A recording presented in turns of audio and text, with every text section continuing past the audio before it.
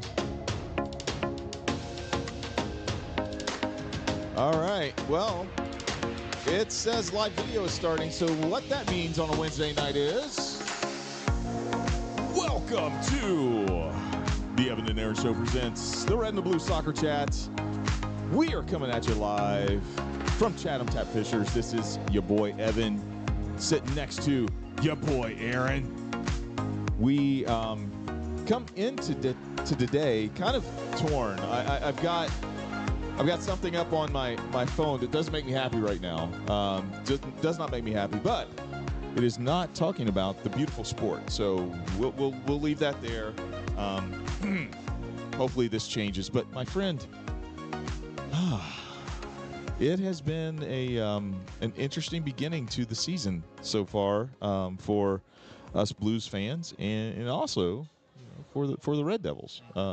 Indeed. What say you, man? How have you been? I'm good. It's glad to be back after a few weeks. It seems a little hot there. Oh. Well, you are, my friend. Thank you. I mean, that's just what it is.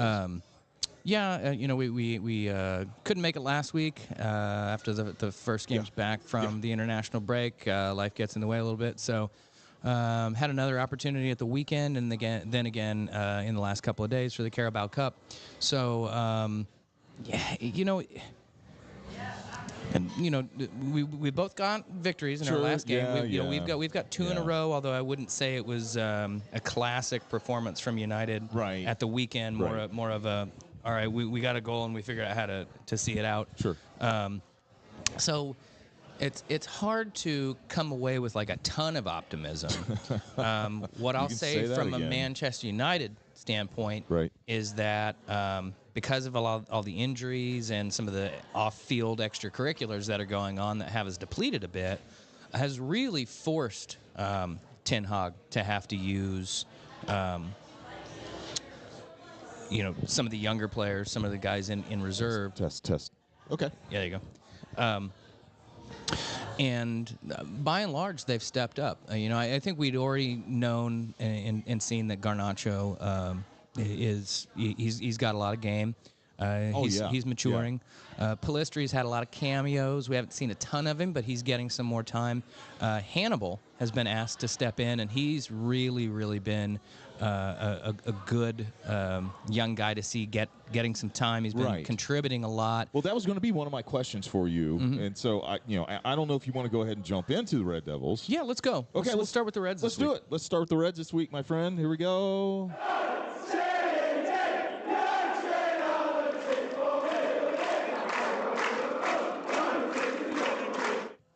So,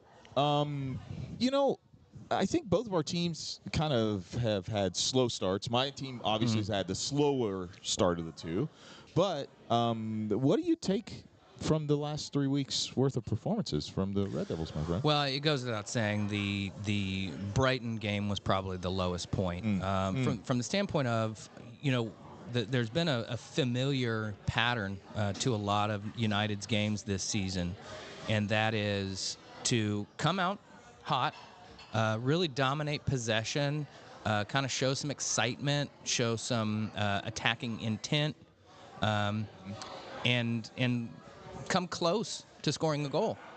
And then after about 20-25 minutes of that, the other team gets a breakaway, gets a counterattack, and scores with their first opportunity. Yeah.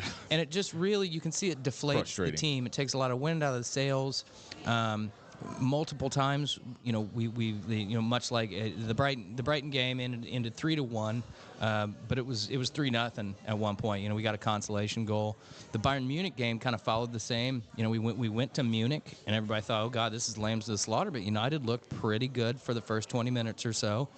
Pegged Bayern back a little bit, and then their very first opportunity, they score a cheap goal because two guys don't follow the run, and then Onana made one of the biggest howlers you'll see. It's really disappointing to go from such a sure-handed shot stopper to a guy who's obviously struggling for a little confidence right now in Onana.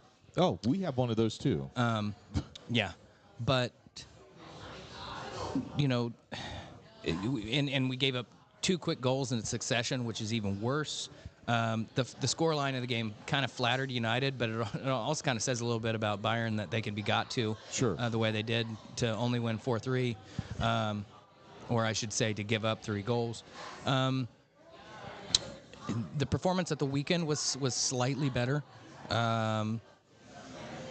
but it still smacked of a side trying to find an identity, not quite sure everybody's on the same page. But at the end of the day, it was a win. It was a clean sheet. And then was really impressed by the performance yesterday. A lot of young guys in the lineup. Yeah.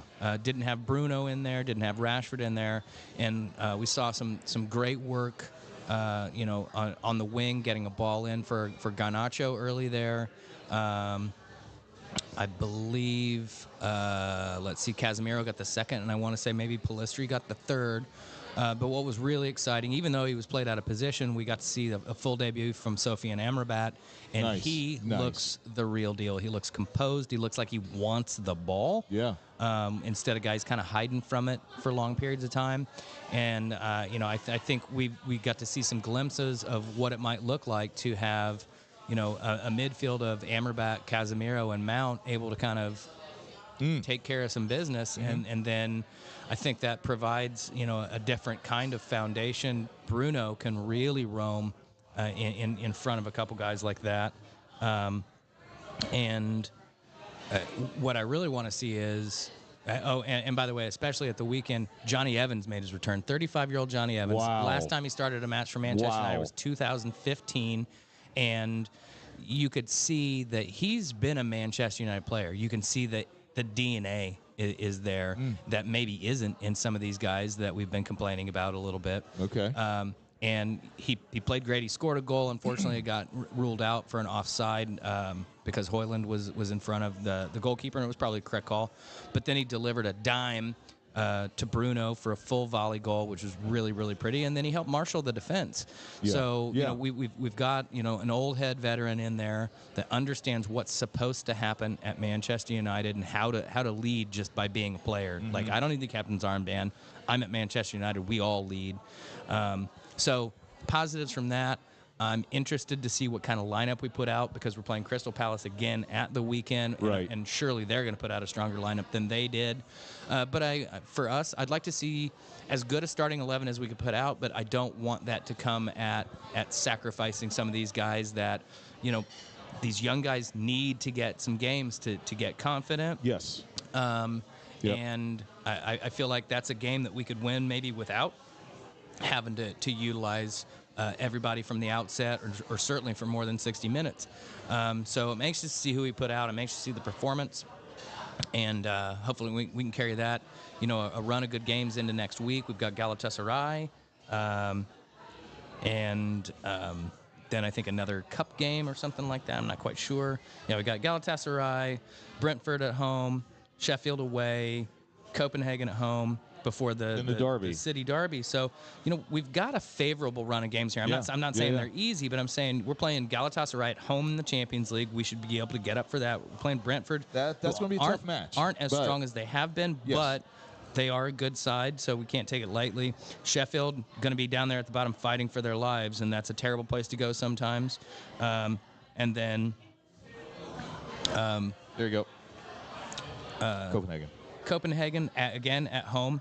The only thing I'm not liking about this so far is we will now have to, on the return, when you make the turn, we got to go to Copenhagen. We got to go to Galatasaray. We've already played Bayern Munich away, so we do get them at home, but that's kind of a tweener anyway. So we need to take advantage of some of this, get maximum points, and really show some growth. And hopefully in about this next 5 to 6 week period, by the time we get to that city match, we'll have gotten back most of these guys that have some of these injuries. Martinez, although I got to be honest, Martinez has not really looked himself since coming back. He's not been quite so measuredly aggressive. His aggression seems to just be like, I'm going to kick you, rather than there's a purpose to this. Oh, wow. And he was definitely a contributing factor to the second goal given up at Munich. His positional sense has not been good. His covering's not been good. So hopefully these guys can get back to form and we can put up a fight against City. There's still a gulf in talent. Sure, But, absolutely. But I think if we can get a point out of them, maybe 3 at home, that's good. And then we got to play Newcastle right after that. So we need to be prepared to play these games. Yeah. Now, my other question was, is there anything that you've seen that is, of glaring concern? Or is this just kind of the slog that you go through to try and get things going again, coming off of a season that was so successful, but still kind of trying to find your way with some new guys?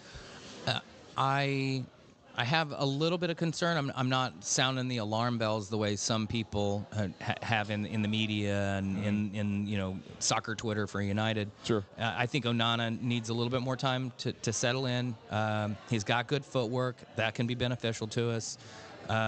He's faced a lot of shots and a lot of close-up shots that, anytime you go pick the ball up out of the back of your net is that's depressing to a goalkeeper, even if it wasn't their fault at all. Right, they believe their job is to keep the ball out of the net. So he needs the clean sheets are good. That builds his confidence up.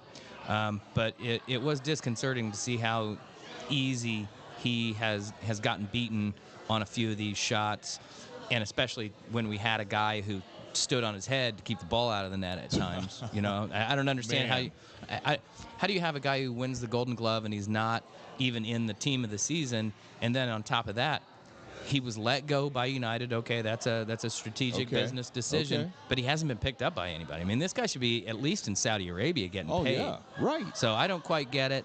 Like I said, a little bit of concern about the positional awareness of the defense. Okay. And the gelling of the midfield, and kind of up until yesterday, our lack of ability to score multiple goals. But those things do seem to be kind of getting righted. We've got competition for places, especially in attack. And we've got Amrabat and Mount finally in there. So I think there's more positives than negatives, or even gray area in there. Yep. So we're just going to have to see some trends. Now. Yeah, sure. So it's not been great for Chelsea. No, which is why, once again, we have to play. Yeah, you can cut it. You can cut it, man. So I guess my question is, and I'll preface it by saying, it really appears that very little has changed at Chelsea over the last season or so under multiple managers. Is this as simple as these guys do need time to get used to playing in the Premier League? And let's face it, I got to be honest, I think some of these guys are not quite ready for the Premier League and maybe need some time to actually get accustomed to it. Yep. Is Poch's system at fault? Is Todd Boehly visiting the training room too often? Good Lord. Is it all the above? Is it none of the above? I think it is a combination, and I think we're going to have a call-in sometime soon, hopefully. I think it's a little bit of all the above. I think that also you need to throw in there, too. Once again, we are 1, 2, 3, 4, 3, 4, 5, 6 games into the season. We have a new squad. We have a brand new squad playing together. And I think what concerns me most out of all of those scenarios that you gave is Todd Boehly. I believe Pochettino's, I think his system is good. I still do. I think it produces opportunities for Chelsea to score. I think that those opportunities to score aren't being taken care of because of the other thing you talked about. I think these guys need time. They just need time to mature. Some of them may not mature this year. Like you said, they may not be ready. Nicholas Jackson's goal today was not impressive. I'm sorry. I'm glad it went in. But it was not impressive. I don't mean to be, that guy, but I will say this. I think if Todd Boehly leaves it alone, then I think that Pochettino can start to get results. I think we can see results like today, because today, here's what I saw. I don't even want to touch the Forest match, nor the Bournemouth match. We should have at least came away with 2 points instead of just 1. At least. The Villa match, it's Villa, and they're a decent team. They're pretty good. And so, okay, with that one, we had plenty of opportunities. We just could not score. And so I think that's attributed to youth, some of our players not being ready, and also I think it just is they are learning to play together. They're learning this system. I mean, Aaron, think about it. When we were playing and we got a new manager, we had to learn their system. 6 games in, you're still kind of asking questions. You're still trying to figure it out. And if you're a senior on your squad and you've got, a big freshman class coming in, it's like, oh, God, these guys, Now, obviously, nowhere near the caliber that we're talking here, but similarities do exist. They're human beings. They're young human beings. And so sometimes systems take a little longer to implement. So I'm willing to give Pochettino that. The adjustments he made during the Brighton match, coming out in the second half, I think were great. They pressed, they caused turnovers. That's what caused the opportunity for Jackson to score the goal. I am incredibly concerned about our midfield. We turn the ball over way too much in the midfield still. I have questions about Sanchez. It's very, very shaky. As far as being in goal. There was, one time today he basically set them up for a goal, and the guy skied it over the goal. He made 2 really good saves today when he didn't have to. He shouldn't have had to make those saves. Like, it started literally in the midfield, and so because of that, we look sloppy. We look bad. And that's a problem for Chelsea. So I think that all of that goes to say, Todd Boehly, let this be like Novocaine, brother. Like, just let it take effect. Guys, listen, we do not need to sound the alarm yet. Concerns, yes, but we don't need to sound the alarm. Let this thing work its way through. That's what I think. We'll take a quick break here for an early halftime shot. As ever, big thank you to Chatham Tap and our servers tonight, JoJo and Dave and Hannah. Kelly. Kelly. All right. There we go. So. And, shout out to birthday girl, Claire Bear. Oh, Happy birthday. Enjoying some time abroad. Yeah. There you go.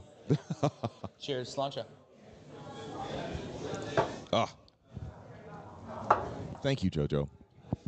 So I'm not sounding the alarms yet. Mm-hmm. I really think that Pochettino's got something. I just don't think it's taken traction yet. Mm-hmm. But I do agree that I'm not sure we have the best squad out there yet. I don't think we've seen it. So I have a couple questions for you. Okay. Quick hitter. Are you concerned that these 2 recent losses have been at the Bridge? Yes. Okay. Yes, because once again, you go to Old Trafford, you're going to lose. You expect to lose. You should. If you go to the Bridge, you should expect to lose. Mm-hmm. You just should. And nobody expects us to lose right now going to the Bridge. They just don't. They know that they can frustrate Chelsea. Like I said, today was not impressive for me. It just wasn't impressive. If Jackson doesn't get lucky and strike that ball just out of the reach of that, a goalkeeper who was slow to react, he didn't even strike it well, Aaron. And so I'm like, you know what? We'll take it, yes. But I am very, very worried that we can't step up at the Bridge and literally get things done. We can't expect it to happen. My next question is sort of twofold. It goes hand in hand. How concerning is it that your captain is really struggling to stay healthy? And does it concern you? And I'm not asking this question because I'm trying to hurt you because I know you're a fan of the guy. But Ben Chilwell was the captain today. Yes. He's not been at the club very long. I know. Yeah. And he's not really a senior. He's level not a player. Chelsea mainstay. He's not a name. Yeah. Does it concern you that not just Ben Chilwell, but I mean, you got a lot of young, inexperienced players. How do you see Chelsea getting beyond that? I think you need to go to Thiago Silva, and I think you need to say, we need you to get in these guys' ass and literally just be Thiago Silva. You know, and he's Can he be Thiago Silva again? I think so. Like, maybe not physically, but I think in a presence type way, I think he can. You know, he's made some like Terry's huge, last couple of seasons. Exactly. Obviously, was a shadow of the player he had then, but he was still a voice in the locker room. He was very important. Dave, same way too. Dave, the same way. I think you're lacking that in the locker room, and I think that contributes to the lack of cohesion you're seeing. Absolutely. I think that if he does that, then we can have that he can be that solidifying factor for us in the locker room. He has obviously enough, you know, emotional credit to be able to get into someone's ass and say, look, Ben Chilwell, you suck today. Here's why you suck today. I need you on the practice pitch to do this, and I guarantee you something's going to happen. He has that ability to break down stuff like that. He does. Can Ben Chilwell become a Chelsea mainstay? Can he become somebody that you're like, yeah, this guy's going to be here at the Bridge for maybe a decade or at least the better part of it, and we're going to be talking about this guy afterward? Do you see it in him? I think the only way he does that is with Reece James being healthy. Okay. I think he and Reece James together can be a dynamic duo. Balance that out. They can be a really, they two together can be a mainstay. To ask him, he's wrong phone. Wrong phone. Don't call on mine. Hang on just a second, guys. Yes. Hey, man, call on Aaron's, okay? Okay, bye. All right, awesome. We've got good friend of the pod, Io, about to call in. Huge Chelsea fan, and definitely after the game at the weekend said, I'm going to be calling in. And there it is. Here we go. Io, can you hear me? Uh-oh. Oh, I lost my Bluetooth. I need to connect. Just 1 second. There we go. Io, you there? Yes, sir. Yeah, there we go. Awesome. There we go. All right, Io, we've just been talking about Chelsea. I don't know how much you've heard recently, but I know you definitely had some thoughts about what had occurred up to and including this weekend. Maybe not as much on today's game. So take it away, brother. What are your thoughts about the club right now? Before I continue, I need one of y'all to set a timer for 3 minutes. Wait, what was that? Set a timer for 3 minutes. Because if I keep talking, we're going to be here forever. I got you. Okay, I will cut you off at 3, brother. Here we go. Start. All right, cool. So, we're screwed. Wow, Io. Did you not hear all the brightness I tried to put into? I don't think you needed 3 minutes for that. Yeah, I know. No, we are absolutely screwed. So where to start? Okay, so here's the thing, right? Poch isn't necessarily to blame for all of this. Sure, you can blame his tactics and his rotations and this, that, and the third. But honestly, within the span of like a year and a half, this Boehly Egg Valley Clear Lake Capital ownership, as far as I'm concerned, and I was willing to give these guys the benefit of the doubt in the beginning, because like they're new or whatnot, but it's obvious to me they don't know what they're doing. Absolutely not. And and I'm going to tell you something. And once I tell you this, you're not going to be able to unsee it. Right? Are you ready? No. Here we go. Okay. And you can use this because you heard it from me. You can give me credit. How is this any different than the Philadelphia 76ers circa 2020? Tell me that long-term project is not British slang for trust the process.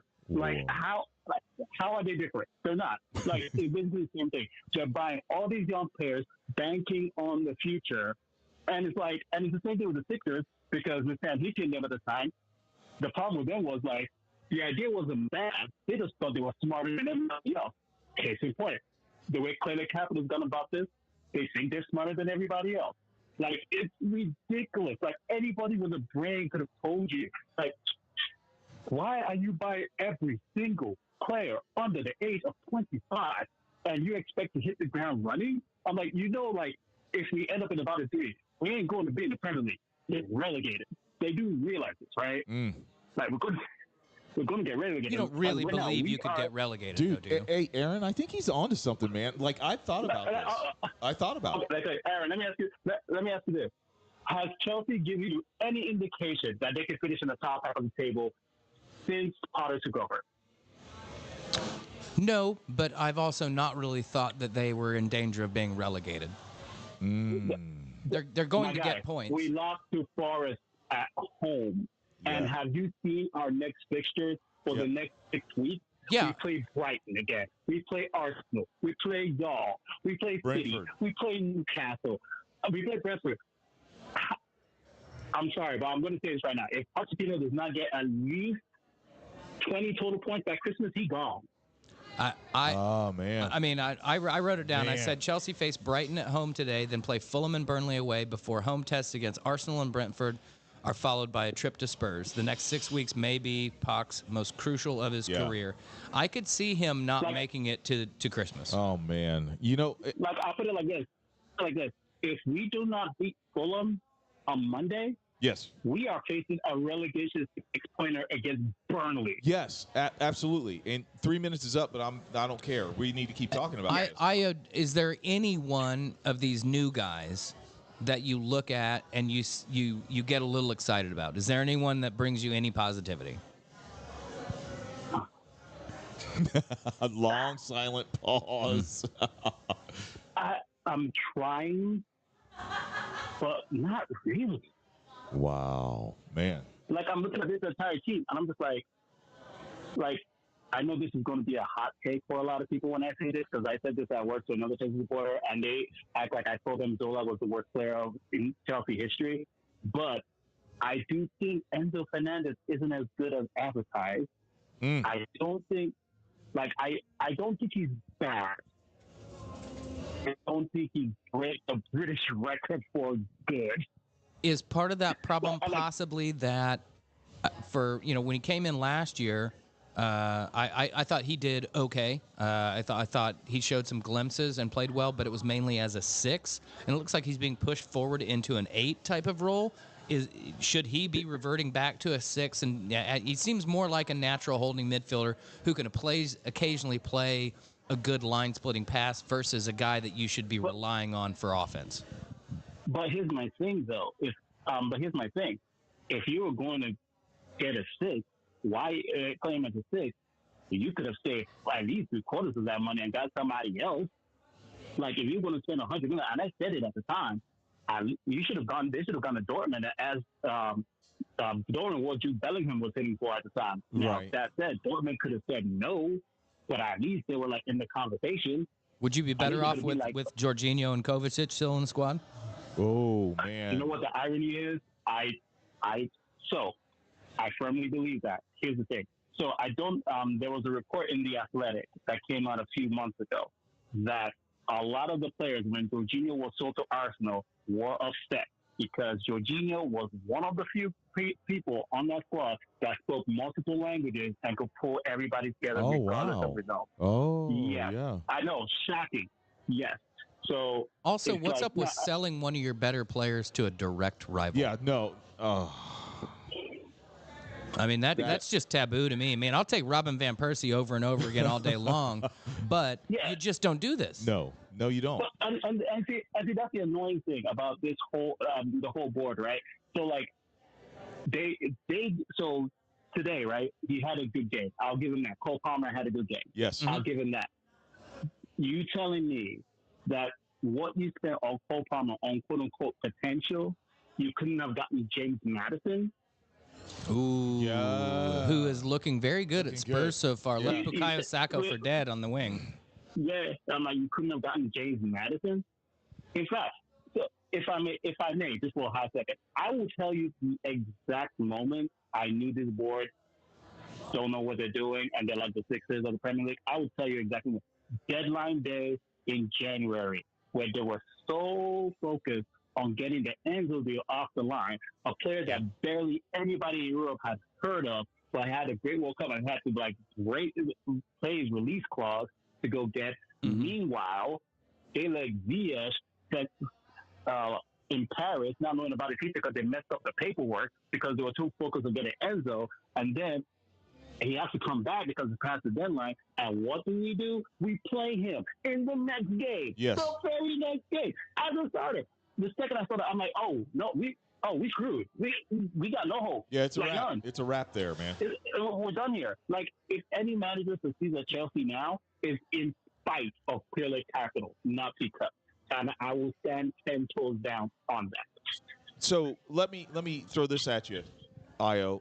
Right now, obviously, we've got the injury bug still hanging around, and honestly, I think that Pochettino answered that question really well after after the last match, not today, but he answered it real well. He's like, look, it happens. You know, clubs have people that are injured, blah blah blah. What does it look like if we have a healthy Christopher Nkunku? If we have a healthy, Reece James? What do we have like a different result now, or is it Pochettino? Is it his plan? So here's my thing, right? When people say, and I don't include you, it's a legit question, but I hate the injury question. And I'm going to tell you why. Okay. Mm-hmm. You telling me we spent all this money in 3 transfer windows, one person goes down, and we can't score? Right. Is that what you're telling me? Okay. One person goes down. Not 2, 1. Like, if we're going to be honest, right? Let's say it was only Nkunku that got injured. Who's scoring for us? Yeah, I mean, that could it would be. Well, I'd take it a step further and say that. First off, I think it's become clear that is it Nicholas Jackson? Is that his name? Nicholas Jackson. So I don't know if he can be good enough, but he's not quite ready. That seems obvious. He's really struggled to find the back of the net. But to me, the bigger issue is you're not really creating chances. And in the games that I've watched where Chelsea create chances, those chances come from Raheem Sterling being very direct, using his pace, and nobody understanding how to play off of him. And the cutback needs to be for a true number 9, which you guys really have. I mean, I don't know what happened to Romelu Lukaku, and I say that as somebody. I mean, since the beginning of the season. He played for Manchester United and had some of the same issues, but I mean, what has happened to the true number 9 in the game of in the international game? Yeah. And you see, that is why I'm fully convinced. Like, they clearly capital Christopher Stewart and Christopher Ravel, they don't know what they're doing because not being able to score was always an issue, right? Right. Like, it's been an issue going back to Tuchel, but at the very least, you weren't going to be able to score on him, right? Mm-hmm. So there's that. But I'm just like, you have all these supposed data analysts and whatnot, and your team decided to go on Nicholas Jackson, who's only spent 1 year at Villarreal and who was only good. And by the way, how people in England were hyping up for Nicholas Jackson told me everything I need to know, that the people in England don't watch La Liga at all. That's a good point. Because anyone who watched La Liga could have told you Nicholas Jackson had a run, but that was only because Gerard Moreno was injured and he came on. And did he have a great one? Yes. But it was not enough to be like, oh, yeah, let's bring him in. Like, all these data scientists, you're telling me you couldn't find someone better than Nicholas Jackson? And again, I'm not saying that he is not going to be the striker we're all hoping to be. But the problem is he was young. He was raw. You could have gotten, like, Alexander Mitrovic, for example, on the cheap. I mean, he's probably better than Jackson. Now, you may say he plays for Fulham, but at this point, he scores more goals than Nicholas Jackson. That's just a fact. You could have gone to Newcastle and be like, hey, man, what's Callum Wilson hitting for? I know he's a bench. I would like him to start. At least he's a proven Premier League goal scorer. Yeah. And it's simple stuff like that. I'm not saying they have to take the bench, but I'm just saying, like, even if you couldn't find that world-class striker, I'm like, there are capable strikers out there. Well, like, I don't. If you are creating.